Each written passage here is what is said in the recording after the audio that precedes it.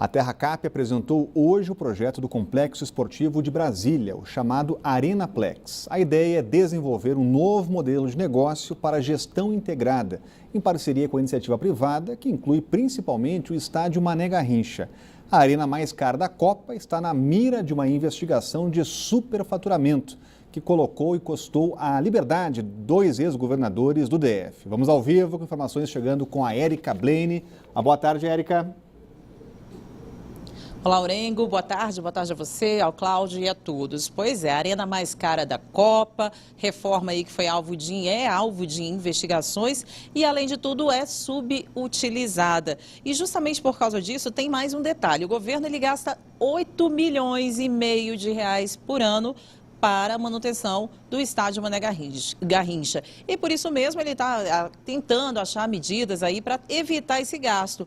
E isso é uma das justificativas, né, para colocar a iniciativa privada na administração para evitar esse gasto de 8,5 milhões de reais e também lucrar com isso. Essa empresa ela teria aí que pagar ao governo cerca de 5 milhões de reais por ano em contrapartida ao uso aí da aparelhagem aí, que envolve não apenas o estádio Mané Garrincha, como também o Nilson Nelson, Complexo Esportivo Cláudio Coutinho e também as quadras esportivas. A ideia é evitar esse gasto, né? E de acordo com a proposta apresentada hoje, o governo ganharia aí essa contrapartida de 5 milhões de reais, além da arrecadação, porque a ideia, na verdade, é montar ali restaurantes, fazer eventos que tragam um público aí de 10 milhões de pessoas para o Distrito Federal e aí haja, então, uma utilização daquele espaço que até hoje realmente permanece um elefante branco. Né, Aurengo?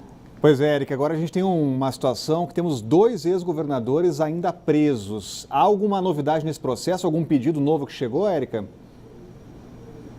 Exatamente, 2 ex-governadores presos justamente por causa dessa reforma bilionária aí do estádio Mané Garrincha, né? São dos 10 presos, todos permanecem na prisão, 10 presos aí em decorrência da Operação Panatenaico. Eles até tentaram sair pelos meios legais, mas não conseguiram. O Agnello, por exemplo, ele pediu inclusive o relaxamento da prisão, mas teve o pedido hoje negado pela Justiça. Agnello, Arruda, também o ex-governador Arruda e o ex-vice-governador do Arruda, o Tadeu Filipelli, eles também pediram a revogação da prisão deles, assim como outros envolvidos também nessa operação Panatenaico, mas todos eles tiveram os pedidos aí de revogação ou mesmo de relaxamento de pena negados pela Justiça. E tem mais. A Justiça, na verdade, colocou aí que eles devem passar mais 5 dias na prisão. Isso porque, se eles estivessem fora, como alega, né, a Justiça, eles atrapalhariam as investigações. Portanto, todos permanecem presos. Obrigado, Érica. Continua acompanhando as investigações, também a situação dos ex-governadores. Cláudio Humberto, o estádio está de pé.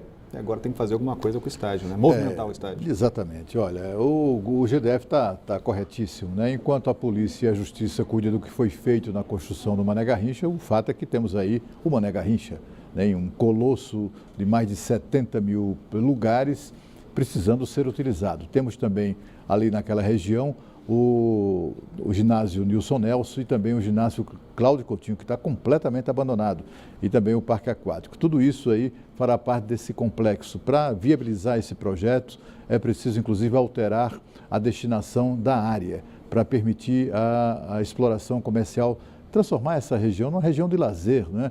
Com restaurantes, com casas noturnas, com eventualmente até ocupando o estádio com escolas, como se vê muito mundo afora, né? Com universidades, tem espaço para tudo, para shopping, para cinema, teatro, enfim, tomara que tudo isso dê certo, porque Brasília merece o estádio, mas não merece um estádio transformado em elefante branco.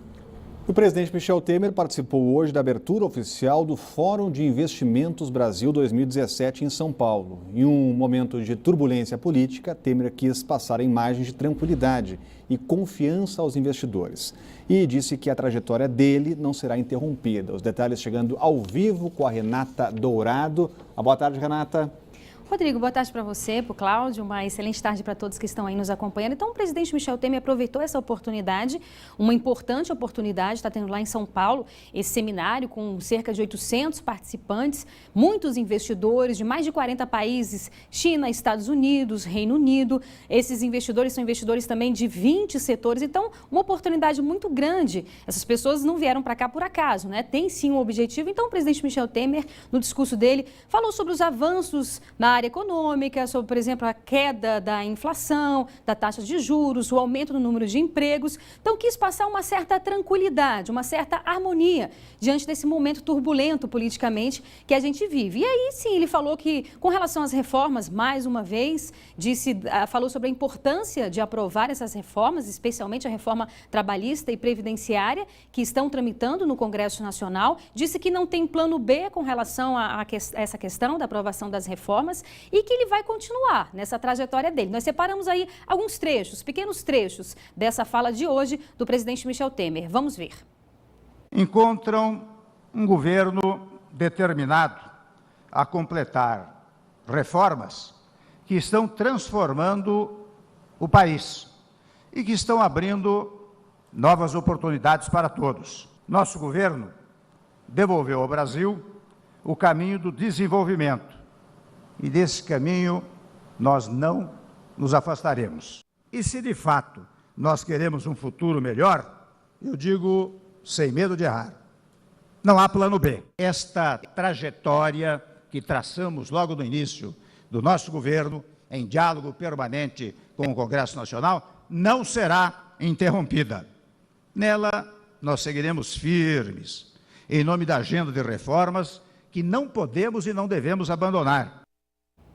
Então, você vê palavras firmes, frases fortes, de efeito, exatamente para passar essa tranquilidade. Ontem também, o presidente Michel Temer, ele concedeu uma entrevista para jornalistas estrangeiros e, claro, foi questionado sobre essa ação no Tribunal Superior Eleitoral, que analisa possíveis irregularidades na chapa Dilma Temer, que é uma possibilidade de Temer sair do governo diante do resultado desse julgamento. Então, esse julgamento está previsto para começar no dia 6, e aí tem sessões nos dias 6, 7 e 8. O que ele disse? Ele disse que quer agilidade nesse processo e pediu até mesmo agilidade nesse processo. É claro que a gente lembra aqui que qualquer pedido de vista por alguns dos ministros do Tribunal Superior Eleitoral, você interrompe esse julgamento e não tem prazo para que ele volte. Mas há essa expectativa de que finalize também essa etapa. E é claro que se o TSE decidir pela impugnação da chapa, obviamente que tem possibilidades de recurso, mas aí, nesse caso, o presidente Michel Temer terá que ser afastado. Nós também separamos um trecho, ele falando sobre esse aspecto aí do julgamento no Tribunal Superior Eleitoral. Vamos ver. Isto cria, ou tende a criar, uma certa instabilidade. A estabilidade será mais definitiva quando o TSE decidir. Por isso eu quero que julgue logo. Se num dado momento transitar em julgado uma decisão judicial, eu seria o primeiro a cumpri-la, sob pena de destruir toda a minha credibilidade, não só jurídica, mas até pessoal, construída ao longo do tempo. Você percebe que ele falou aí transitado e julgado, ou seja, acabada, né, não tendo mais possibilidade para nenhum recurso. E hoje o presidente Michel Temer, Rodrigo, recebeu uma carta do ex-ministro da Justiça, Osmar Serralho, ele falando, agradecendo pela oportunidade de ter permanecido, né, pela confiança do presidente Michel Temer, mas dizendo que ele vai voltar para a Câmara dos Deputados, vai reassumir o mandato dele, ou seja, ele não aceitou o convite do governo para ir para o Ministério da Transparência. E por que essa dança de cadeiras? Nós, inclusive, falávamos sobre isso aqui. Porque, na verdade, quando Osmar Serralho assumiu o governo, ele deixou a vaga dele na Câmara vaga. E quem assumiu foi aquele deputado conhecido como deputado da mala, Rodrigo Loures. Ele foi flagrado recebendo R$500 mil do grupo JBS. Enfim, aquela história que a gente já sabe. Então, com a ida de Osmar Serralho para a Câmara dos Deputados, o deputado Rodrigo Loures sai, obviamente terá que sair porque ele era suplente, e aí ele perde o foro privilegiado e vai ser possivelmente analisado pela primeira instância, correndo inclusive o risco de ser preso. E aí a grande pergunta é, será que vamos ter mais uma delação premiada aí, Rodrigo, para abalar novamente o Planalto, que já está um tanto quanto abalado? Obrigado, Renata. Essa é a pergunta de $1 milhão, agora com a recusa, Cláudio Humberto, de Osmar Serralho para o Ministério da Transparência.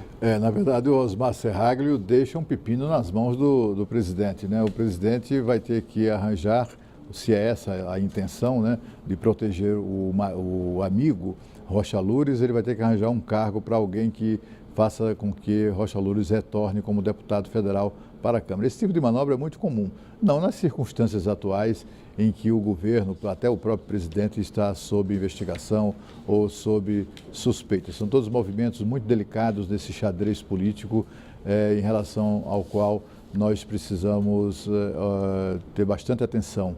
O presidente Michel Temer tenta mostrar que continua trabalhando apesar das preocupações, é inútil qualquer esforço para mostrar tranquilidade, porque tranquilidade efetivamente não existe. Apesar disso, apesar da crise, apesar do fato de que a imprensa política, de uma maneira geral, se ocupa quase que exclusivamente desse assunto, ontem, durante um programa do qual eu participo na Rádio Bandeirantes de São Paulo, eu conversei com um economista muito experiente, Luiz Paulo Rosenberg, que é colunista do Grupo Bandeirantes de Comunicação.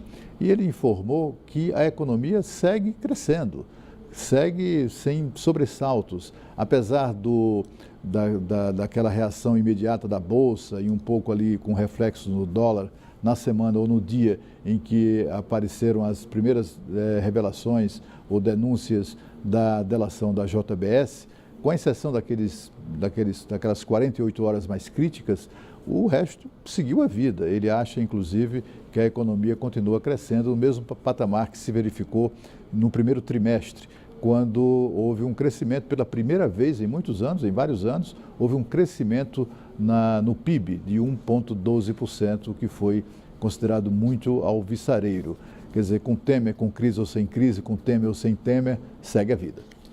A Polícia Civil prendeu uma pessoa hoje em uma operação que investiga desvio de dinheiro no consórcio da Corsap. O grupo era responsável por contratar cooperativas de catadores de lixo para serviços no DF e em partes de Goiás.